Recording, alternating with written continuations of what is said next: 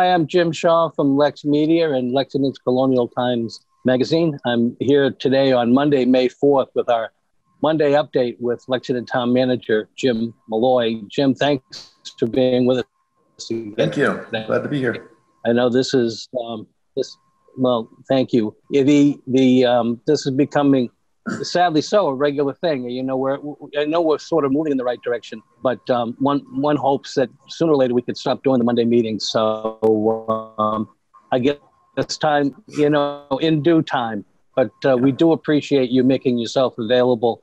I think it's meaningful, and the people appreciate it. The people in I speak to appreciate it from you. The COVID update, May 4th is. Go ahead. You can. It's 272 as of today in the town of Lexington. Okay. And when you try to find a little bit of a silver lining, there was a period of time there where we were having some serious jumps in the number. And even though the number is increasing, it doesn't seem to be increasing the way it was increasing. And I don't know if that's a good thing or a bad thing. I don't know if I should read into it, but I just thought I'd mention it. It does seem to have slowed down. It was 267 on Saturday and 270 on Sunday. Mm-hmm. But for a while there, it was jumping up considerably, dozens at a time. So yes, yeah, it is much better. So we did do some drive-through testing on Friday, and I understand that was pretty successful. It was very successful. Our health department, police department, and fire department worked with Physicians One out of Waltham, and they ultimately decided to extend it. They were planning on about 250 people that were pre-registered and pre-screened, and they ended up with closer to 300, so they extended it another couple of hours in order to accommodate. Mm-hmm. Well, I would consider that successful. It was, and I'm sorry, just real quick. The town also, it was highlighted on, I think, WCVB. And so we got some good press coverage off of it as well. The town looked really good for doing what we did. Well, it's good and it's meaningful. Who went through it, and they said they got through it very quickly. They arrived at the appointed time, and they were tested and moved along within just a matter of a couple of minutes. So it seemed to be going pretty efficiently. Good. But I guess the point too is with increased testing comes increased numbers. So I wouldn't be surprised if we see a little bit of a jump in numbers as a result, depending upon how many of the folks in the testing line were from Lexington. So correct. Anyway, just thought I'd make that point. To the issue of sort of keeping the numbers low, the governor announced, and I know at the very same time the governor was making his announcement, the Board of Health in Lexington was meeting to discuss mandatory use of masks. But the governor sort of made that moot by making his announcement Friday as well regarding masks. Tell us a little bit about what the governor announced on Friday. So as of this Wednesday, May 6th, mask wearing in public will be required. And we're trying to get some clarification whether or not that's in all locations. The way I read it, it is, and the governor was quoted in the Boston Globe this morning saying that it even applies to runners. And so we're trying to clarify that. Our health director is working on that today, and we'll be working with our police department to make sure that they're prepared to do the enforcement on it. Mm-hmm. Being in public without a mask will incur a $300 fine, which is very similar to what the city of Somerville had done. Mm-hmm. Right now, I think initially when it first starts, the police department will be geared more towards doing educational work rather than looking at ticketing people and fining them. But if people are repeat offenders or they're purposely going out without a mask and refusing to put one on, then I think the police department will begin to take action. Right. Okay. Well, I do know that during the hearing that they had with the Board of Health, Chief Cord did talk about the importance of maintaining a good relationship with the community. He's worked hard over the years to develop a good community policing program.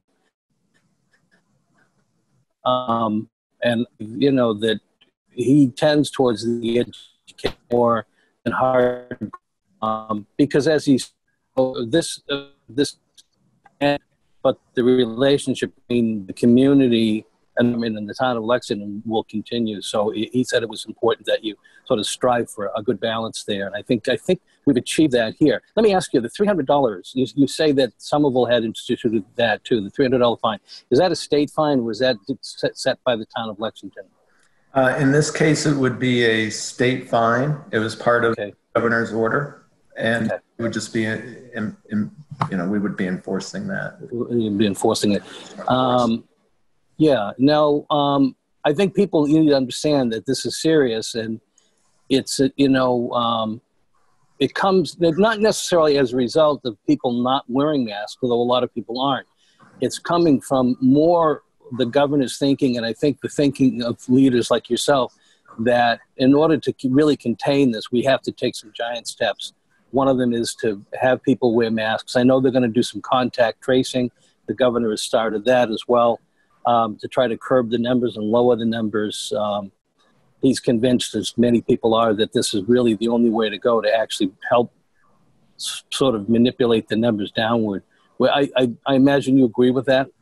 Yes, yeah, absolutely. It was successfully done in South Korea, especially with the contact tracing, and they saw their numbers go down tremendously quick. And so I think that, it's a lesson learned from what people are doing around the world right now. Around the world, we're looking at what best practices are, and what happened in South Korea with them doing contact tracing and the way they saw their numbers drop so quickly. Reasons why I think a lot of areas are looking at doing contact tracing. Right. Well, I know. And then also the governor said that if you receive phone calls with a certain, and I don't have the area codes, I think it's 857, or I don't even want to guess, but if you see a number that you're not familiar with, try to answer it, because it could be somebody contacting you to do an interview on contact tracing, contract tracing. Try to say that fast 3 times. The weekend, it was a beautiful weekend. And, I went out, I did see a lot of folks, many people wearing masks, some people not wearing masks. It was interesting. I saw a couple of folks gathered on the green, and it was a case of what to do and what not to do. In one case, I saw 6 people sitting about 8 to 10 feet apart in a bit of a circle, and they were all wearing masks. And then on the other hand, I saw a group of 4 people sitting up near the obelisk, not wearing masks, with their bicycles sitting about 2 feet apart from one another. So it's a mix of people doing the right thing and not doing the right thing. But I guess the mask order will begin to deal with that more directly, at least as far as mask wearing. How were the numbers of people calling in terms of complaints? As far as complaints go, the numbers over this past weekend are actually down a little bit. I went through all of my emails this morning, and I think there was 1 complaint, and that was really related to a contractor where a couple of the workers were not wearing masks. Remind folks taxes are due on first. Yes. So the Board of Selectmen, the legislature passed a law allowing cities and towns to extend the tax due date from May 1st to June 1st. So the Select Board in Lexington did choose that option. So taxes are due on June 1st this year.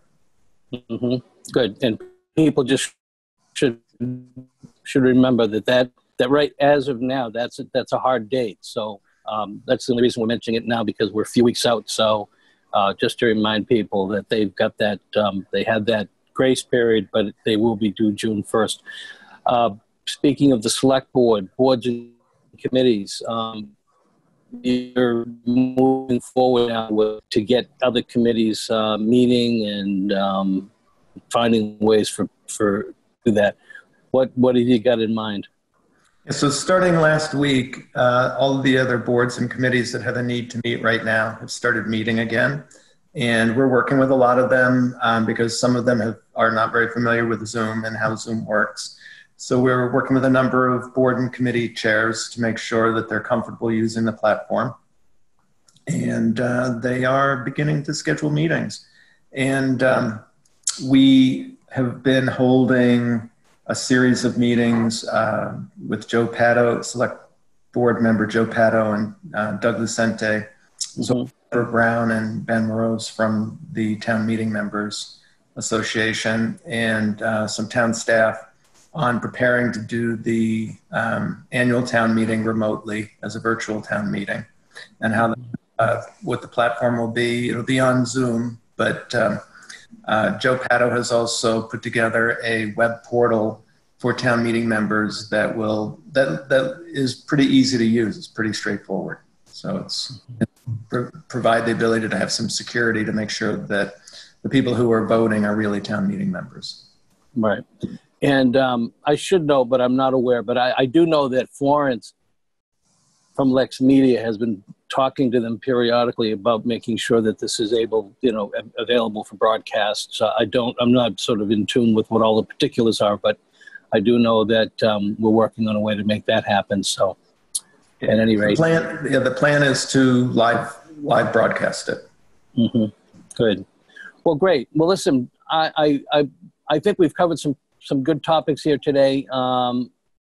And I think given the fact that we've had just a little bit of technical difficulty, let's leave it at that. So Jim, I want to thank you again. Unless there's anything else you think of that we should mention, I appreciate it. We all appreciate you making yourself available here every Monday. And if I don't see you before then, we'll see you next Monday. And until then, I wish you and your family health and safety as we go forward. Same to you and yours. All right. Thanks. Thanks, Jim. Yep. Bye-bye. Bye.